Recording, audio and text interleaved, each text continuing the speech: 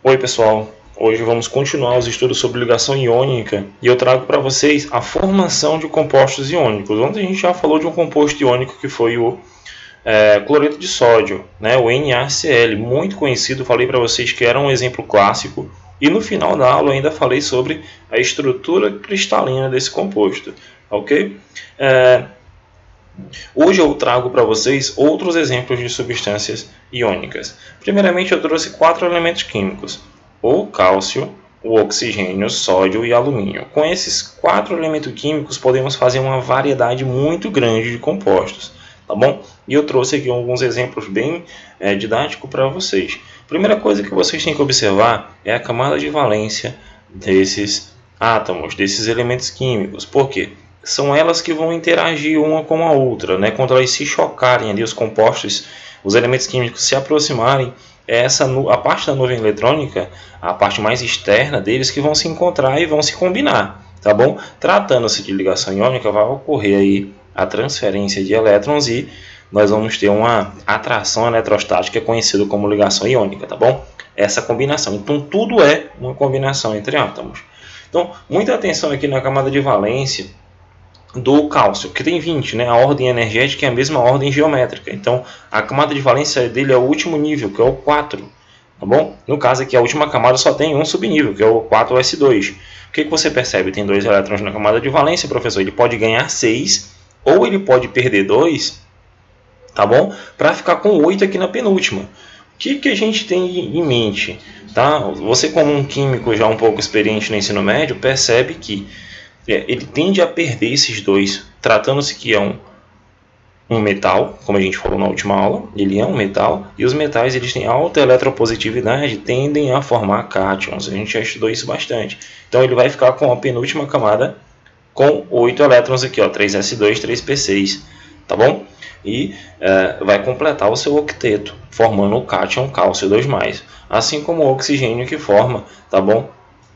Em sua camada de valência, ó, 6 elétrons, 2s2, 2p6, mas o oxigênio ele é um ametal, tá? E o ametal, normalmente ele forma um ânion, por ter uma alta eletronegatividade, tá? Então aqui ele tem 6, ele não vai perder 6, ele vai tender a ganhar 2, tá bom? Porque está mais próximo ali de 8, completar o seu octeto. O sódio, o 11, né, ele termina com a camada de valência 3s1. Essa camada de valência dele é perdida, a gente já estudou isso na aula passada, na formação de íons, e ele forma o sódio mais, tá? Normalmente é o sódio mais porque trata-se de um metal, alta eletropositividade, e consequentemente forma cátion, e aí ele fica com a penúltima camada aqui, ó, 4s2, 2s2, 2p6, como sendo a camada de valência dele, formando o cátion. O alumínio, que é um metal muito conhecido, né, gente? Todo mundo sabe que o alumínio é um metal na tabela periódica de transição. E a gente vê que a camada de valência dele tem 3 elétrons, 3s2, 3p1. Né? Você conta aqui em cima com esse expoente, ó, 2 e mais 2 mais 1 são 3. Tá bom?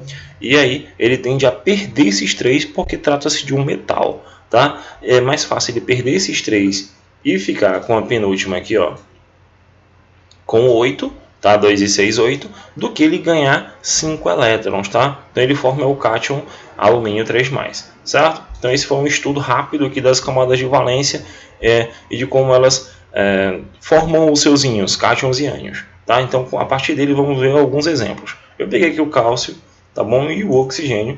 O cálcio que pertence ao grupo 2, ou família 2, logo forma o cálcio 2+, também outra explicação química foi o que a gente fez aqui em cima, e o oxigênio que pertence ao grupo 16 e forma o ânion com carga negativa, tá bom?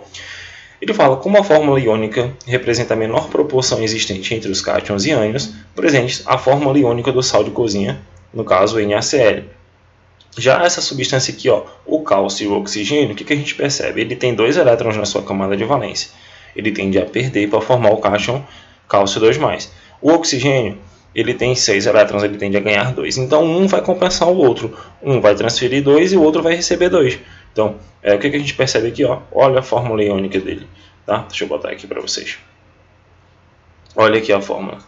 Ca2+, e O 2-. Você coloca um em um do lado do outro e você percebe, opa, um precisa ganhar 2, o outro precisa perder 2. Então, eles vão se combinar e formar essa substância aqui, ó, o CaO, que é o óxido de cálcio, conhecido como cal viva, tá bom? Mas essa cal viva a gente vai estudar ela de forma mais específica lá nas funções inorgânicas, tá certo? Então é facinho você ver que vai ter a transferência, né, de 2 para cá, do cálcio para o oxigênio, e o oxigênio vai receber 2 do cálcio.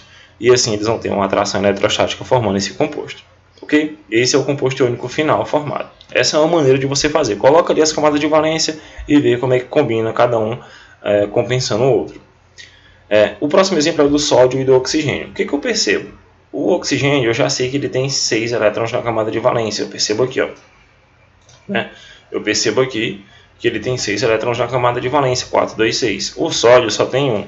Esse cara forma o Na+, tá? E o oxigênio 2-. O que eu vou perceber, professor? Como esse cara só tem a capacidade de doar 1 elétron, eu vou precisar de 2 sódios. Por quê? O oxigênio ele precisa de 2 elétrons para completar seu octeto, tá bom? Ele necessita ganhar 2 elétrons. E o sódio, cada um perde, né, pessoal? E cada sódio, eles vão perder 1 elétron cada um, tá bom? Então eles vão, um sódio vai doar 1 elétron para o oxigênio, o outro sódio vai doar. Então eu necessito de 2 agora, tá? Então essa necessidade vem do que o ametal aqui, ó, precisa ganhar. Então eu vou ficar com a fórmula. Primeiramente eu analiso a quantidade de íons, tá? E eu vou ficar com essa fórmula química aqui, ó, Na2O. Perceba que o metal ele sempre vem primeiro, tá? Na fórmula. Por isso que eu coloquei primeiro o sódio, depois vem o ametal, que é o oxigênio. Anota isso isso no livro de vocês, no caderno de vocês, na anotação, tá? Então, eu pego cada elemento químico, faço a distribuição eletrônica, coloco a fórmula aqui estrutural, a fórmula de Lewis, tá? E eu vou observando quem é que tem a tendência de perder, quem é que tem a tendência de ganhar. Eu vou compensando um com o outro. Tanto os sódios fossem necessários eu colocar aqui. 2, 3, 4, dependendo do metal que esteja aqui necessitando, tá bom? Então, eu vou falar aqui de outro exemplo que vai ser um pouco mais expressivo nessa parte de ganhar ou perder elétrons. Eu tenho o composto formado por alumínio, tá bom? Eu vou analisar agora um composto formado por alumínio. E também um composto formado pela junção do alumínio com o oxigênio. Então você tem esses dois elementos químicos. O que você vai fazer? A distribuição eletrônica deles dois. Eu vou pegar o alumínio, fazer a distribuição eletrônica, e vou pegar o oxigênio. O que eu percebo? Camada de valência. Ele tem aqui 3 elétrons na camada de valência. E aí eu vou perceber que ele vai tender a formar o cátion Al3+, porque ele tende a perder esses 3 e ficar com a penúltima com 8. Tratando-se que ele é um metal do grupo 13, né, pessoal? Ele tende a formar cátions. Já o oxigênio, como a gente falou, ele tende a formar o ânion. Ele tem aqui 6 elétrons na camada de valência. Para atingir, né, o seu octeto, ele vai ganhar 2 elétrons, tá bom? E formar o ânion Or2-, certo? Então, eu tenho duas substâncias. Eu tenho o alumínio 3+, e o oxigênio 2-. Então, o primeiro passo foi determinar a carga do cátion. Tá? A carga do cátion aqui, ó. E o segundo passo foi eu determinar a carga do ânion. Então, o cátion provavelmente ele vem do metal e o ânion ele vem do ametal. Você separa os dois, faz a distribuição eletrônica e analisa o cátion que forma. Analisou o cátion formado? Al3+, O2-, separa os dois e prossiga a tua formação do composto iônico. O que vai acontecer? Terceiro passo. Escrever a fórmula iônica da seguinte maneira. Tu vai colocar o cátion de um lado e o ânion do outro, tá bom? O cátion com a cargazinha aqui em cima positiva e o ânion com a carga negativa. Esse x e y são as quantidades, tá? De que tu precisa de cada cátion e de cada ânion, tipo lá no exemplo do sódio e do oxigênio. Do alumínio e do oxigênio, lógico que eu vou colocar o cátion alumínio aqui de um lado e o ânion, tá? Oxigênio do outro. Eu vou cruzar essas cargas. Essa carga positiva que está aqui em cima, eu vou trazer apenas um número. Você vê que eu não trouxe o x+, eu trouxe apenas o x aqui embaixo, ó. Tá bom? Então esse númerozinho que está aqui em cima, eu vou trazer aqui para baixo, tá? Sem o sinal da carga. O y- que está aqui em cima, que é a carga do ânion, eu vou trazer o valor dessa carga para cá. Se aqui no caso o alumínio era 3+, eu vou colocar um 3 aqui.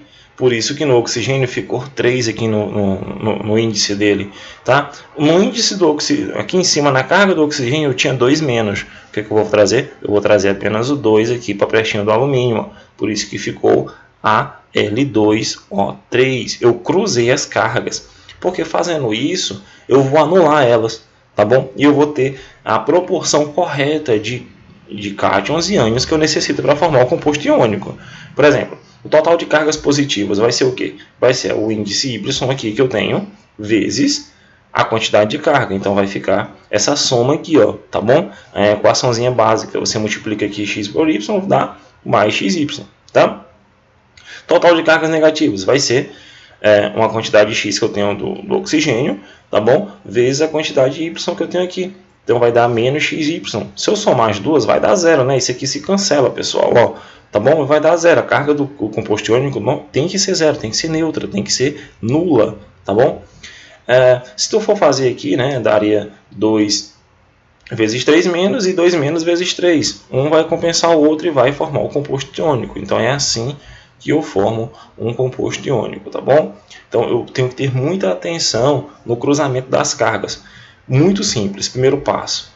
Eu formo o cátion, formo o ânion que eu tenho, tá bom? Vou cruzar as cargas, o númerozinho da carga que eu tenho aqui em cima eu vou colocar aqui embaixo, o númerozinho da carga negativa que eu tenho aqui em cima eu vou pôr aqui embaixo no outro elemento químico e formo o composto iônico de forma bem simples, tá ok? Então a gente fica por aqui, tá bom? Vou trazer outros exemplos para vocês de formação de compostos iônicos para que isso fique bem mais claro, tá bom? Mas façam a revisão dessa videoaula, façam as anotações, tá?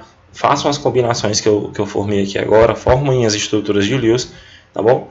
Para cada um desses compostos, tá ok? Então, um forte abraço e até a próxima.